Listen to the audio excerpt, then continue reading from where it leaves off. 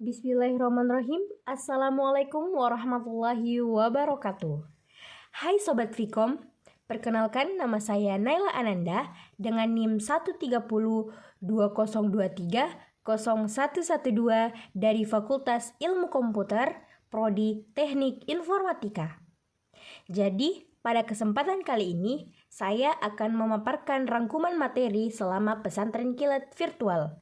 Saya adalah angkatan ketiga pada tanggal 12 Agustus 2023. Jadi pada kesempatan kali ini saya akan memaparkan atau mempresentasikan rangkuman materi pesantren kilat virtual yang telah saya ikuti.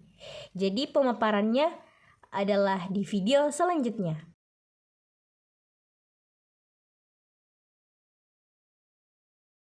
Baik, selama pesantren kilat virtual, ada 4 materi yang dijelaskan oleh para pemateri. Yang pertama, peran Kejaksaan Sulawesi Selatan dalam wawasan kebangsaan dan ketahanan nasional dalam pencegahan narkoba. Yang kedua, pengembangan karakter dan kampus Islam menuju Smart University. Adapun yang ketiga adalah komitmen keumian menuju Smart University. Dan yang terakhir adalah sesi fakultas. Nah, kita jelaskan satu persatu. Adapun materi yang pertama adalah peran Kejaksaan Sulawesi Selatan dalam wawasan kebangsaan dan ketahanan nasional dalam pencegahan narkoba yang dibawakan langsung oleh Bapak Muhammad Ruslan SH MH selaku koordinator pada bidang intelijen Kejati Sulawesi Selatan. Nah, yang pertama adalah pengertian narkoba.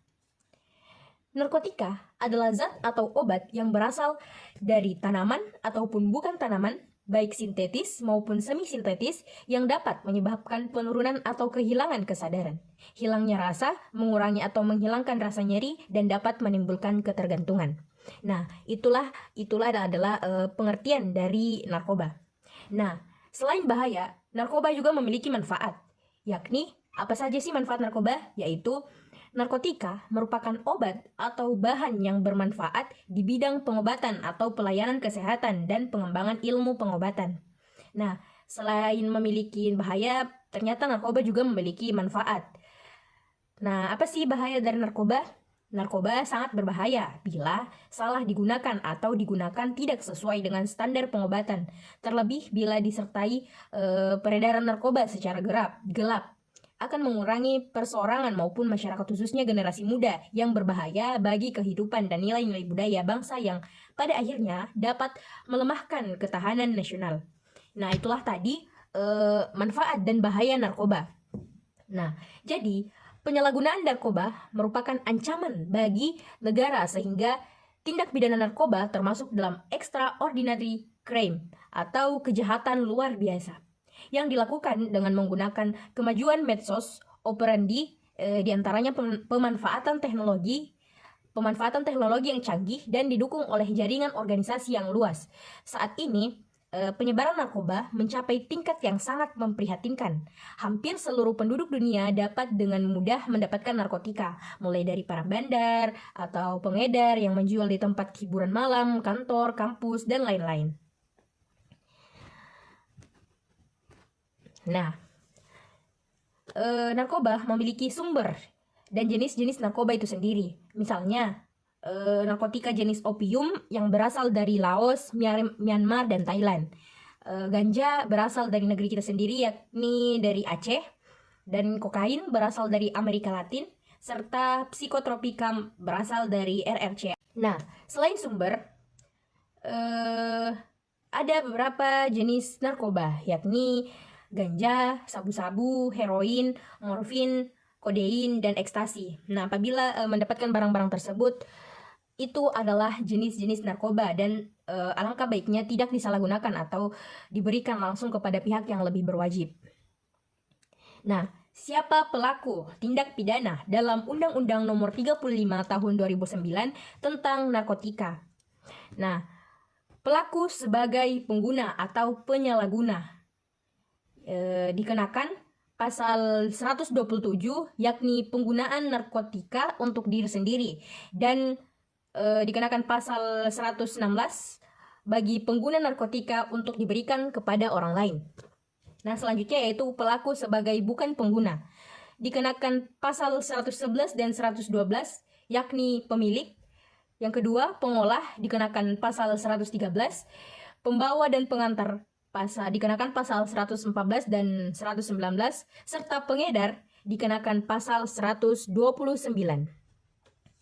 Nah, seperti yang kita lihat pada tabel grafis, yakni pada tahun 2020, pengguna narkoba yang terlapor adalah sebanyak 531 orang, dan diantaranya ada mahasiswa dan pelajar yakni sebanyak 17 orang.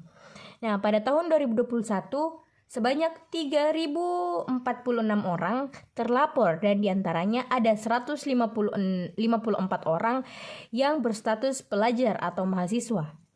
Di tahun 2022 ada penurunan, yakni terlapor ada 2.761 dan diantaranya ada 204 orang yang merupakan pelajar atau mahasiswa. Nah, di tahun ini atau di tahun 2023 ada sebanyak 2.650 orang yang terlapor menggunakan narkoba dan diantaranya ada 219 orang yang dinyatakan adalah pelajar atau mahasiswa. Nah, pada data ini di 2.650 belum semua atau sekiranya masih ada orang yang menggunakan narkoba tapi tidak atau belum terlapor atau belum diketahui. Nah, selanjutnya adalah periode 1 sampai 21 Januari 2023. Jumlah total terlapor kasus narkoba sebanyak 2.650 orang. Ini adalah grafik yang menunjukkan banyaknya persentase orang-orang yang terlapor mengenakan narkoba selama 2023 dari periode 1 sampai 21 Januari. Nah, pada orang yang bergelar atau berstatus pelajar dan mahasiswa itu ada 8,3% yang mengenakan narkoba. Sedangkan karyawan swasta atau wira swasta berada pada 41,5%, buruh, sopir tani, nelayan, pedagang berada di 20,4%, serta PNS, TNI, Polri, guru, dan dosen berada di 0,6%, dan lainnya atau tidak bekerja itu berada pada 29,2%.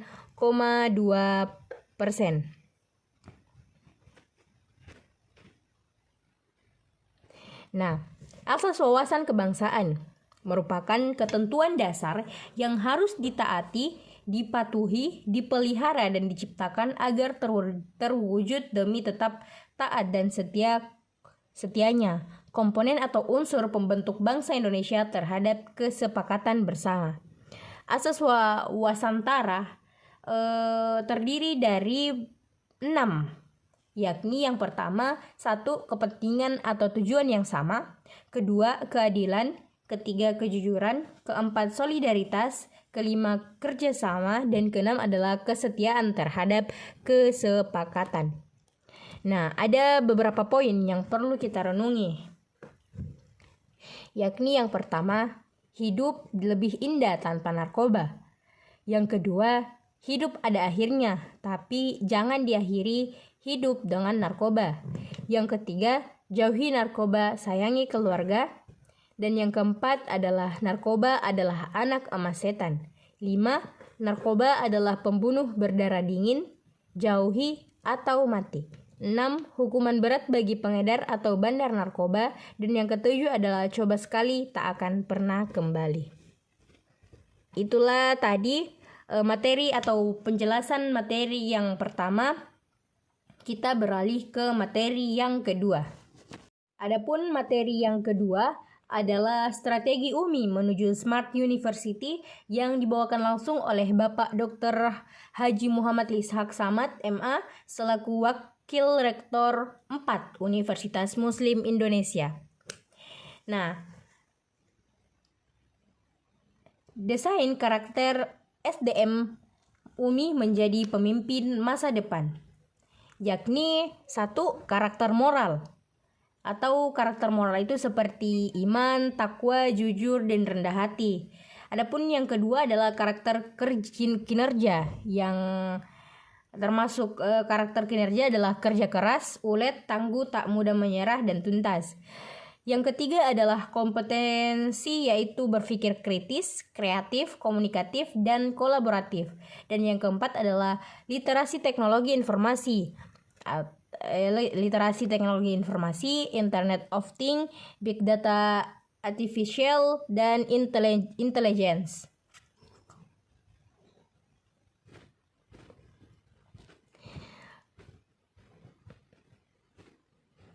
Nah, yang selanjutnya adalah tujuan pembelajaran dan pengajaran di UMI.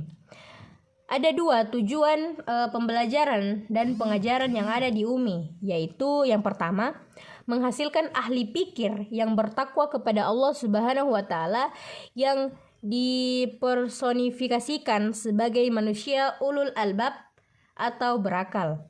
Dan yang kedua adalah manusia ulul albab adalah orang yang senantiasa berzikir atau mengingat kepada Allah Subhanahu wa Ta'ala dan selalu berpikir atau bertafakur tentang penciptaan langit dan bumi. Nah, apa saja karakter yang diperlukan dalam pelayanan prima? Karakter yang diperlukan dalam pelayanan prima mencakup yang pertama, memiliki integritas. Yang kedua, mempunyai kemampuan mengubah hambatan menjadi peluang. Yang ketiga, kecerdasan dan keterampilan sosial. Dan yang keempat adalah berpikir ke depan dan global. Selanjutnya adalah Embracing Smart University.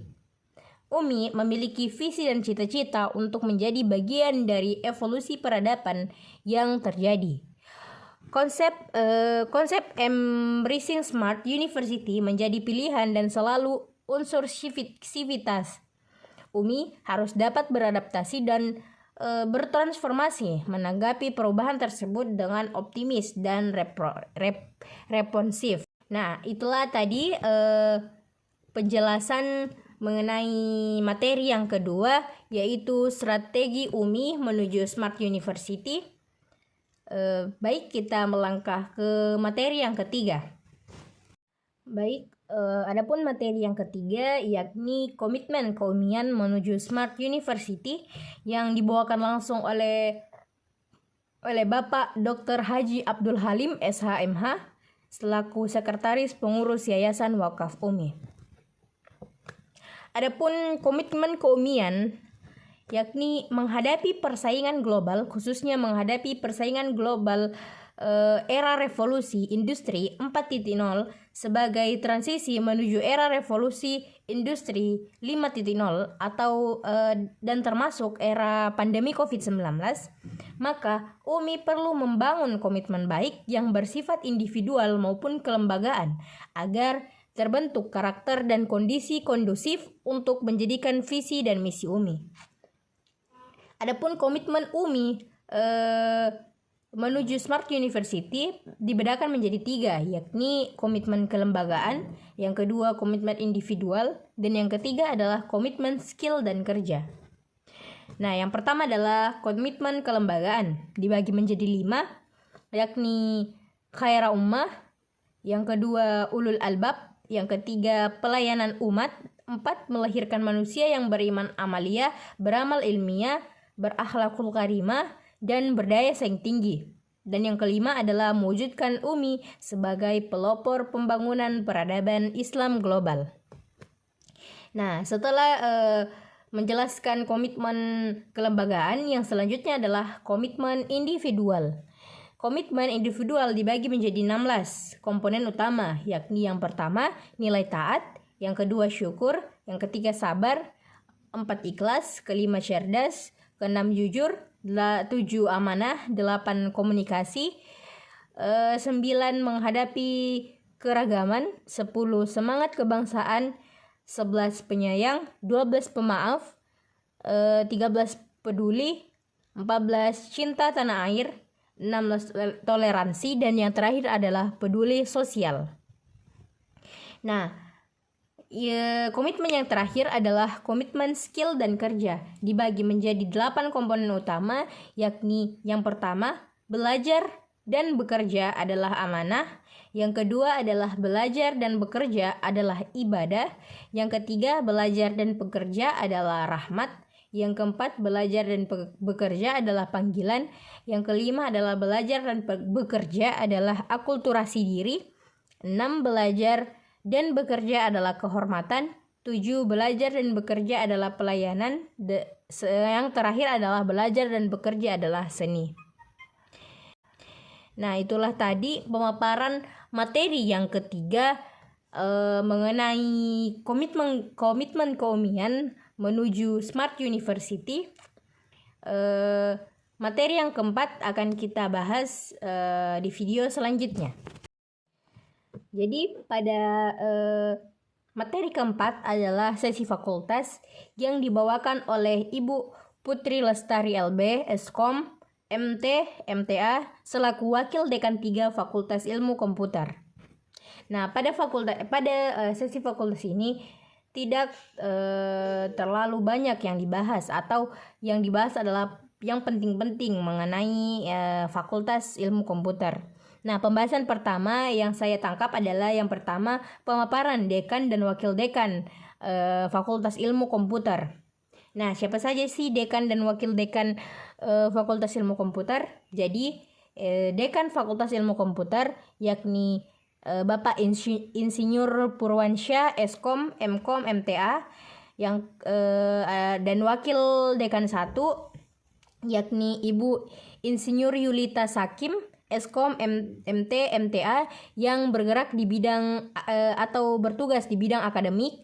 Yang ketiga adalah Wakil Dekan 2, yakni Ibu Dr. Insinyur Haji Harlinda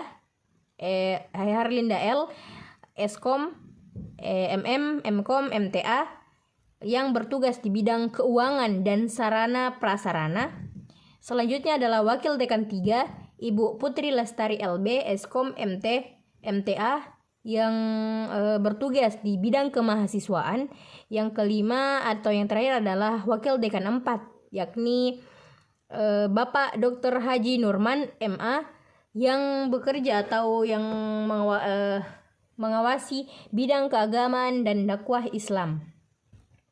Nah, adapun yang selanjutnya setelah memperkenalkan dekan dan wakil dekan, pada sesi fakultas ini menjelaskan dengan atau mengenalkan kepada kami selaku mahasiswa baru, yakni pengenalan tabulasi nilai. Jadi pengenalan tabulasi nilai ini adalah mengenalkan kepada mahasiswa baru mata kuliah apa saja yang akan kita jalani atau kita dapatkan selama semester 1 sampai semester 4. Jadi pada semester 1 sampai semester 4 pemilihan mata kuliah itu dipaketkan langsung oleh fakultas itu sendiri. Jadi kami selaku mahasiswa baru tidak terlalu pusing memilih mata kuliah yang akan kami pilih selama semester 1 atau semester 4, karena telah dipilih atau dikelompokkan langsung oleh fakultas. Nah, selanjutnya adalah menjelaskan kepada kami tentang cara pembuatan akun Siakat. Nah, pada sesi fakultas ini Ibu Putri menjelaskan kepada kami step by step atau cara mengaktifkan akun Siakat yang bisa kami akses selaku mahasiswa baru. Nah, jadi setelah pembuatan akun Siakat tidak ada lagi materi yang dipaparkan, karena materi pada sesi fakultas hanya memaparkan tentang dekan dan wakil dekan, yang kedua pengenalan tabulasi nilai, dan yang terakhir adalah tata cara pembuatan akun Siakat. Nah, itulah tadi rangkuman materi yang saya dapatkan atau saya ikuti selama pesantren kilat virtual angkatan ketiga. Kurang dan lebihnya mohon dimaafkan. Akhirul kalam, assalamualaikum warahmatullahi wabarakatuh.